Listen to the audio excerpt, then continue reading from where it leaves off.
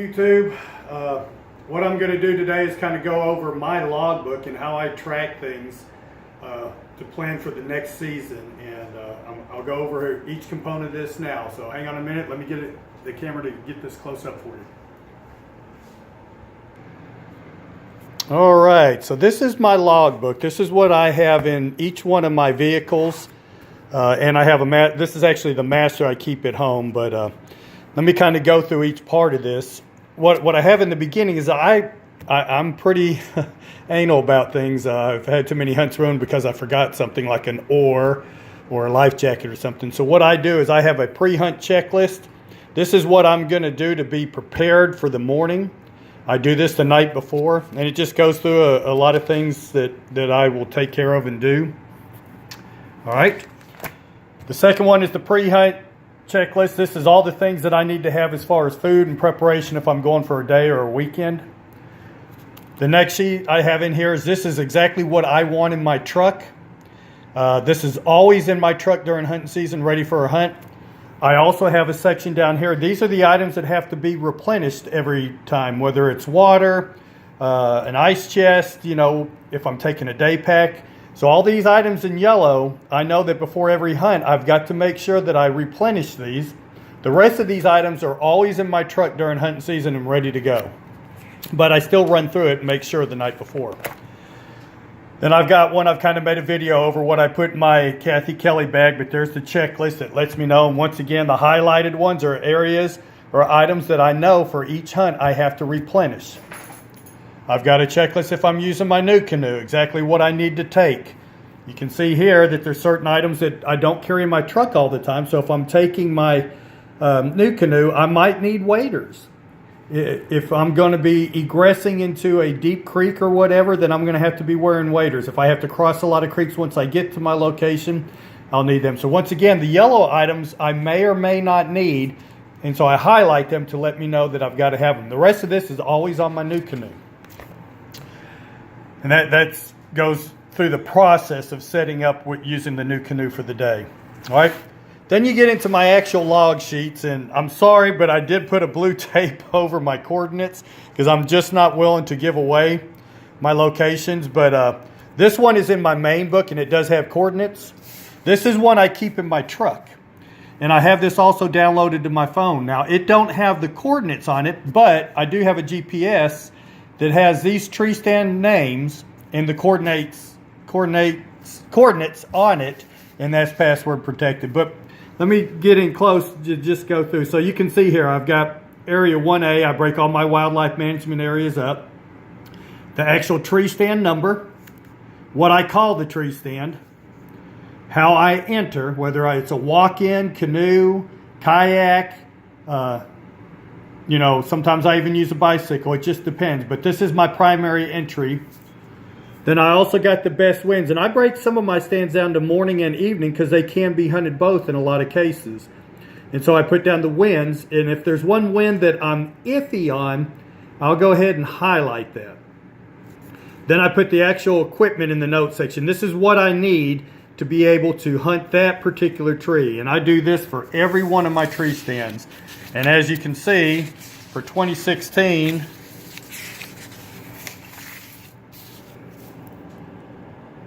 I had prepped, well, it don't go in order in this one. Well, there's 71. I think they're 78, so 79, 80. About 80 trees that I prepped for that season, okay? So I keep that in my truck. So, a lot of times I'll get to an area and someone is already out there and hunting it. So I'll go on, and this will let me pick the area by wildlife management and then show me by wind what other tree stand options are available for that day.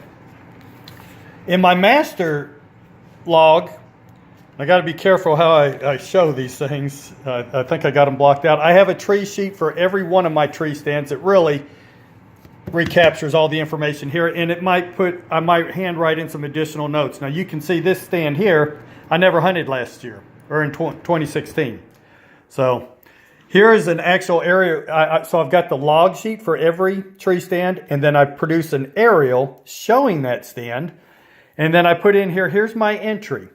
So what was I focusing on in here? As you can see, there's a little opening right here. All right. These bucks were skirting the edge of this. This is all doe bedding, especially down in here. The bucks were tending to bed right along this opening here. So what I was doing is, if it was a evening stand with any kind of a southwest, west type wind, even a northwest, I would enter from here and set up right here, knowing that these bucks would probably come out and walk this edge or walk that edge, and I'd have a nice little shot right here.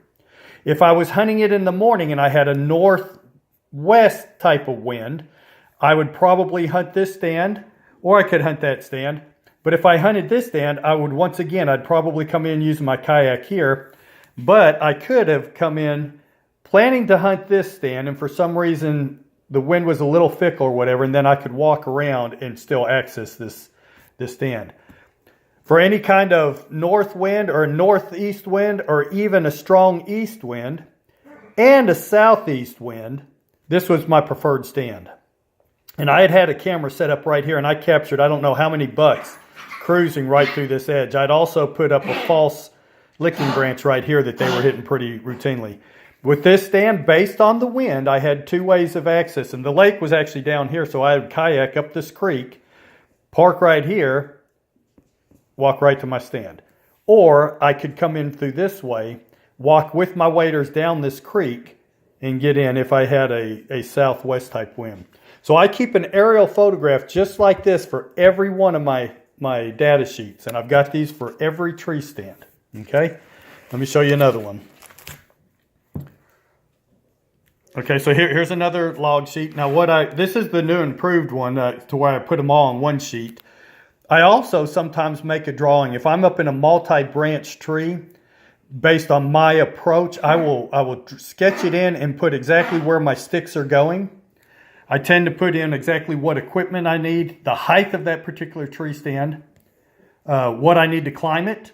So you can see in this one here, I only needed 3 sticks and 1 strap. Once again, the winds. I like to put in one when I think this is better for, because in my mind, pre-rut, rut, and early season have different setups. This particular tree I could hunt morning or evening. The equipment I need. Okay, entry trail information, use creek to enter. And then I've got special notes like this one right here. I have attack at the platform. So as I'm climbing this, based on how I cut those shooting lanes, I don't over climb it and get into a situation where I've climbed higher than where I cut my shooting lanes for. All right. So I also put a tack 6 foot high facing the creek, so I can find, and these are brown tacks, so I can use my red lens if I need to find that tree in the dark. All right. So once again, I have the tree. Knowing that these deer like to bed up in this area, they tend to come out and then work this edge. So how did I access this? This was all private property back this way, so I couldn't access it that way. So I would get my waders on early morning or late in the evening, and I would walk down this creek with any kind of a north wind, and I would set up right here. This allowed me some cover between me and where I think the deer like to bed the most, to where they couldn't see me set up, knowing that they would eventually work their way through that area. So I'm very meticulous with my logbook and what I keep in here. And then what I put in the end of my book is I put some of the target bucks that I think, based off of last year's intelligence, that are in the area that I'm pursuing. This was a nice, what I'm guessing is a 3.5-year-old 8-point that back in 2016 is when I got this picture. So I probably would not have hunted this deer until 2017, 2018. He should be phenomenal. I haven't got a picture of this particular buck this year, but I really didn't run hardly any cameras. So this spring, I'm going to go after finding this buck and seeing if he's still alive. He's kind of got a mottled coat, almost with a little piebald effect in him. So he's easy to identify. But as you can see, at 3.5 years old, he was a decent 105, 110-inch deer. We've had great springs and winters the last 2 years, so I really think that this year, as a 5.5-year-old buck, he's probably going to be a buck I'm going to pursue. And then, once again, you can see some of the other deer that I photographed. This was definitely one of my target bucks. I'm guessing him at 4.5 or 5.5 years old. Another thing I like to do in here is I also do a lot of research on what deer browse in the local area. So I will put color photographs of what this will look like in the fall and also in the spring so that I can find this stuff when I'm out scouting. You know, being able to identify these natural browse is important when you're hunting close to bedding. Why? Because most mature bucks aren't going to get out to the crop fields, if there are crop fields, till late in the evening. They're going to spend 90% of their time close to their bedding area eating this stuff. Not eating corn or beans or wheat or all that. Isolated oaks, everyone knows if you can find isolated oaks close to bedding, of course they're going to hit that. But don't fool yourself. There are times where browse, they prefer browse even over crop fields. When silver maple trees drop their leaves, you can almost scratch off every other food source as a primary food source outside of those silver maple. That's what they're going to eat. Same with honey locust. There's about a 1 to 2 week period. And then again, late in winter, when all the other food's gone, that deer are going to use honey locust pods. So learning how to identify all these different trees and browse is important. So that's my logbook, and that's what I do every single year.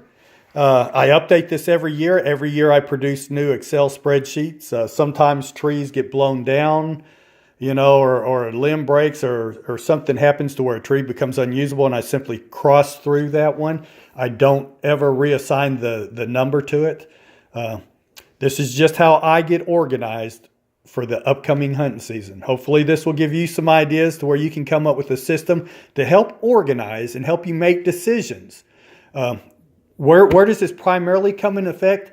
The night before, when I'm looking at, hey, I want to go to this wildlife management area. What's the weather forecast going to look like? What tree stands are an option for that day? But where it really comes into play, especially this sheet, is the morning of. I might get out there, and for whatever reason, I can't hunt where I initially planned. And so this is my backup. I can go to all these areas in this area of this wildlife management, and I can see what tree stands I have available for that area and make another choice. So anyway, I hope this kind of gives you some pointers and helps you get organized for the upcoming season. Shoot straight.